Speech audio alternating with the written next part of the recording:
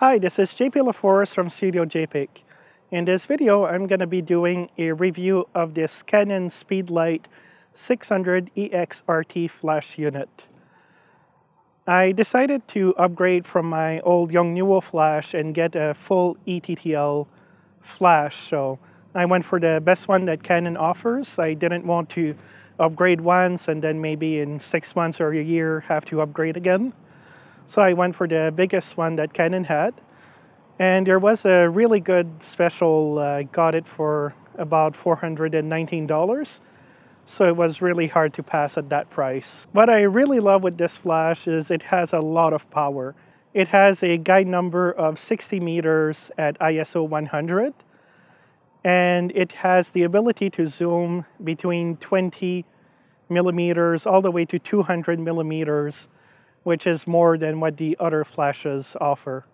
For example, the Yongnuo goes from 24 to, I believe, about 120 so this one can zoom in even better.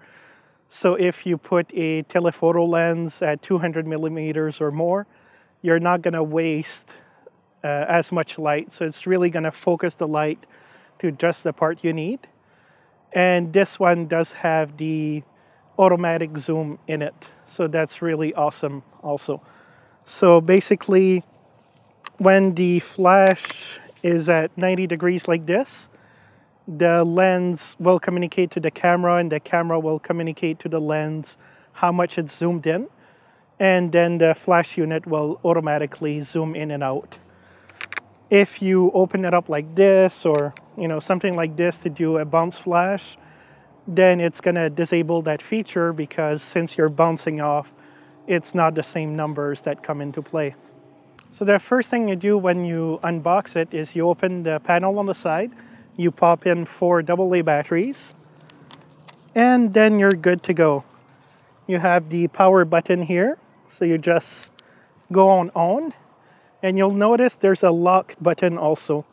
It's basically the same thing as on, except that if you press any of the buttons, it's gonna come out and say it's locked. So that way you can't accidentally change any settings. And also importantly, nobody else can change the settings without you knowing. So that's pretty cool.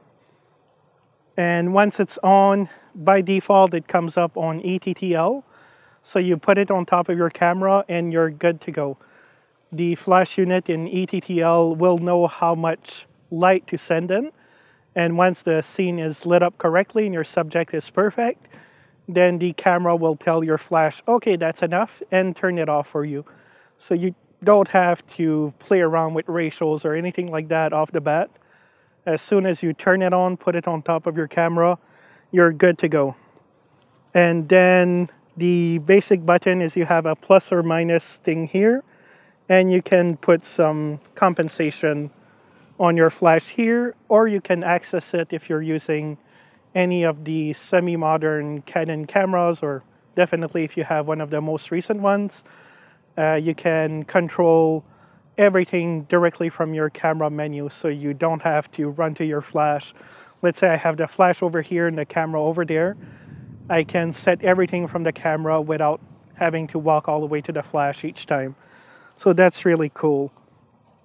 It does also have some manual modes and some basic TTL on top of having the Canon E-TTL, which means that it's compatible with other flash units, and you can even activate it from a Nikon camera using the infrared, and everything will work based on the default TTL settings. So that's really cool also. One of the advanced features that this flash has is the wireless, which means that you can connect to other flash units using the built-in wireless. So you don't need any third-party adapters or anything like that. On top of the wireless feature, it also supports the infrared. So if you have an older flash unit, such as the Yongnuo 562 that I used to use before, it can communicate using the infrared to it, so that's no problem. And you can also use the onboard flash on your camera to activate it. And let's say if I put this one on TTL and use the infrared, the camera can activate it with the onboard, and then I can put this one on manual and do some fill flash or something like that. Or I can set both of them up on manual.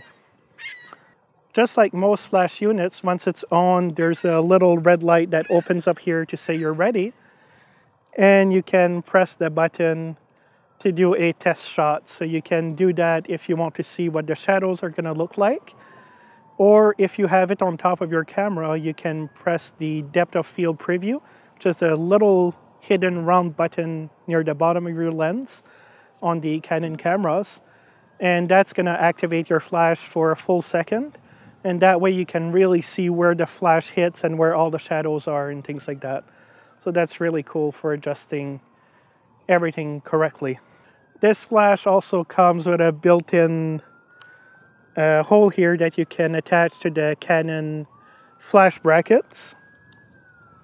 And you can also use an external battery pack, and there's a PC connector here so you can connect it with a cord to your camera.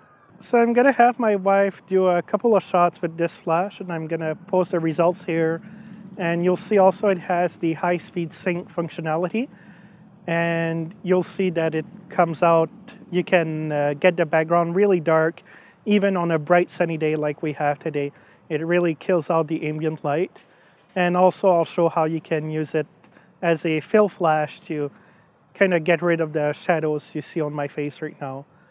So I'll have her take some pictures and I'll put them in the video.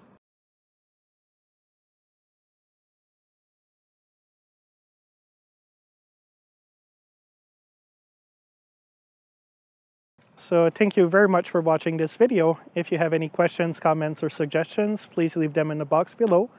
Please click like, subscribe, and share with a friend. Have a great day, and I'll see you next time.